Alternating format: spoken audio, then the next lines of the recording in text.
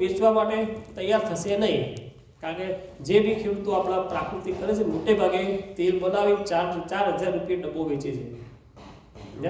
પછી 4,000 રૂપિયા ડબ્બો વેચતા હોય તો પછી એ લોકો રિટેલ ડાયરેક્ટ મગફળી વેચવાના નથી. એટલે એવા પણ બધું તમારે વેચવું હોય તો ખરીદવાવાળા પણ છે. આપણે જામનગરમાં 3 થી 4 સ્ટોર બની ગયા છે. અને એ સ્ટોર વાળા ખેડૂતો પાસેથી માલ ખરીદીને જાતે વેચે છે. ખેડૂતો ડાયરેક્ટ ના વેચવું હોય, બરાબર, ઘણા ખેડૂતોનો ટાઈમ ના હોય તો પછી એ ડાયરેક્ટ સારા ભાવે ખરીદી લે, વચ્ચે એને કમિશન ખાય, બરાબર, એવું પણ ચાલે છે. એ 3 થી 4 સ્ટોર જામનગરમાં ખુલી ગયા, રાજકોટમાં ખુલી ગયા, બધી જગ્યાએ ખુલવાના. સરકાર એમઓયુ પણ કરે છે કે કંપનીઓ જોડે કે ખેડૂતોનું પ્રાકૃતિકના આપણા રજિસ્ટર્ડ ખેડૂતો હોય એની પાસે ડાયરેક્ટ માલ ખરીદી લે. આ માટે ઘણા બધા પ્રયત્નો કરે છે, પણ ખેડૂતો તૈયાર થવા જોઈએ ને, એટલો માલ હોવો જોઈએ, ઉત્પાદન હોવું જોઈએ. આપણા જામનગરમાં પણ તમારે મને કમિશનરે કીધું કે તમારે જ્યાં જગ્યા જોઈએ તો જગ્યા આપવા તૈયાર છે ખેડૂતનો માલ વેચવા આવવો હોય તો, બરાબર. પણ જગ્યામાં ખેડૂતોને લઈને આવી 5 ખેડૂતો આવતા હોય, વધારે આવતા નહીં બધા. પરમેનન્ટ જગ્યા લઈએ તો આપણે રોજ ખેડૂતો આવતા હોય તો મેળ પડે. એટલે ભવિષ્ય માર્કેટિંગ માટે બેસ્ટ છે. લોકોમાં જાગૃતિ પણ આવી છે કે ભાઈ અત્યારે કેમિકલ વગરનું ખાવું પડશે, શરીર ટકાવવું હશે તો. કારણ કે જેમ જમીનનું સ્વાસ્થ્ય જરૂરી છે મનુષ્યનું સ્વાસ્થ્યની પણ જરૂરિયાત છે, એનું ટકાવું પણ જરૂરિયાત છે ને, માનવ સ્વાસ્થ્ય પણ જરૂરિયાત છે. બરોડામાં આજથી 10 વર્ષ પહેલાં કેન્સરની એક હોસ્પિટલ હતી, અત્યારે 10 હોસ્પિટલ થઈ ગઈ. મેં બરોડામાં ખબર છે એટલા માટે કહું છું, ત્યાં હતો, બરાબર. 10 વર્ષમાં બધા દર્દીઓ રોગોનો વધારો થયો. એના ઘણા કારણો છે. એનું એક કારણ આપણું વધારે પડતું આ કેમિકલ્સનો ઉપયોગ એ પણ છે. બીજા બધા કારણો પણ હોય, પણ એક કારણ આ પણ છે. દિવસે દિવસે રોગ વધતા ગયા, બરાબર. અને આ બધા પ્રશ્નો ઊભા થયા કે લોકોમાં જાગૃતિ આવી છે હવે કે ભાઈ હવે આપણે થોડું ખાવા પીવામાં ધ્યાન રાખવું પડશે. લોકો ખરીદવા માટે તૈયાર છે.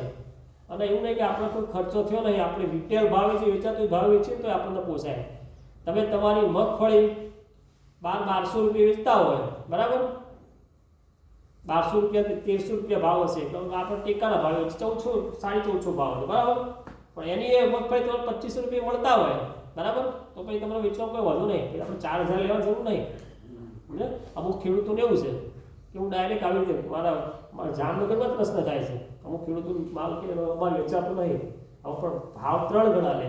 એ જરૂર નથી. ડબલ ભાવ લો તમે, રિટેલ ભાવે તમે તમારું દાખલા તરીકે તમે રીંગણ કર્યા, બરાબર, તમારા રીંગણ વેપારી માર્કેટમાં વેચવા જશો હોલસેલમાં, બરાબર, એ દાખલા તરીકે 10 રૂપિયા ખરીદ છે, એનું રીંગણ તમારે 12 રૂપિયામાં લેવું છે, 20 રૂપિયા તમને મળશે.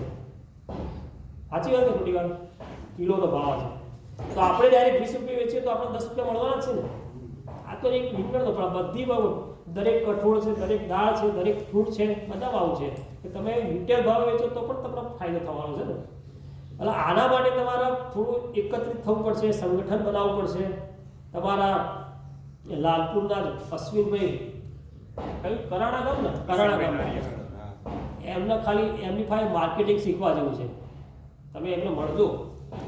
એ જે કેળા કોઈ કરતું નહીં અહીંયા કરે આપણા વિસ્તારમાં. શું ભાઈનું નામ શું કીધું? અશ્વિનભાઈ નારિયા. નામ પર મીટિંગ થઈ ગઈ. એ કેળા કરીને એને માર્કેટિંગ કર્યું અને જે વેચ્યા ભાવ એને જે ભાવ લીધા, બરાબર, જાતે માર્કેટ વધ્યું આપણા વિસ્તારમાં. આપણે કોઈ નવો પાક કરતા આપણે તકલીફ થાય એ જે એના પૈસાની જરૂર નહીં એવા માણસ છે, પણ જાતે સવારે 5 વાગ્યાથી ચાલુ થાય ખેતરમાં મહેનત કરવાનું. ફાર્મ પણ જોવા જેવું છે, બરાબર. અને એને લગભગ 10 લાખના તો કેળા વેચ્યા એક એકરમાંથી. 22 લાખના, બરોબર, 10 વીઘામાંથી 22 લાખના કેળા વેચ્યા. અહીંયા જાતે એને હોધી નાખ્યા, બધા વેફર વાળા નામ તેમ બધું કર્યું. જાતે અહીં વેચવા આવી જાય તો 60 રૂપિયા કિલો જાતે વેચવા આવી જાય શનિવાર થાય એટલે. કેટલી બધી માર્કેટિંગની હોય માસ્ટરી. અને બધા સલાહ આપવા તૈયાર, પણ ખેડૂતો આવતા નહીં કે બાપા તૈયાર થતા નહીં કે.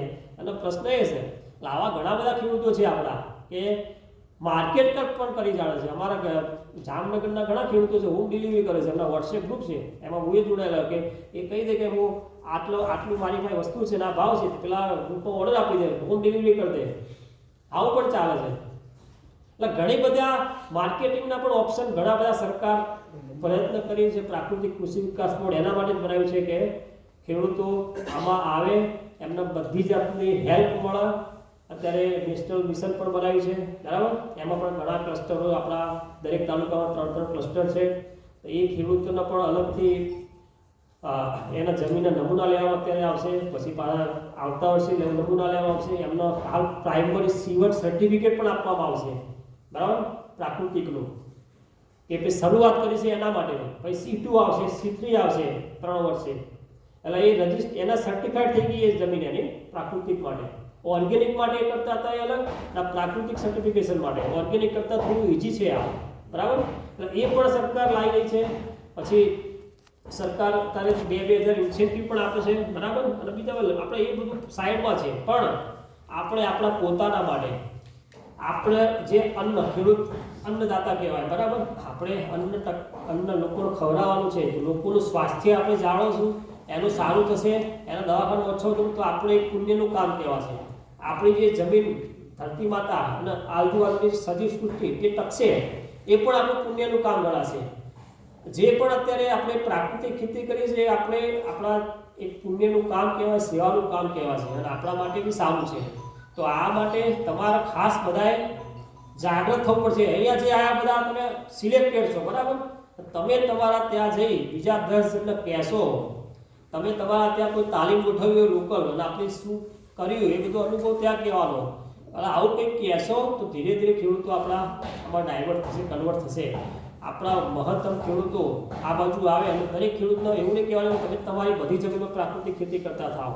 કે શરૂઆત કરો, અડધા એકરથી શરૂઆત કરો, તમે એને થોડી ઘણી મદદ કરો. તમે ભાઈ તું મારા તો જીવનનું તાકાત મારા તોથી લઈ જાય, કે ચાલ ને અસ્ત્ર કે હું બ્રહ્માસ્ત્ર કે અગ્નિઅસ્ત્ર બનાવું, મારા પાસે લઈ વાપરતું, બરાબર. આવું થોડું કંઈક કરો.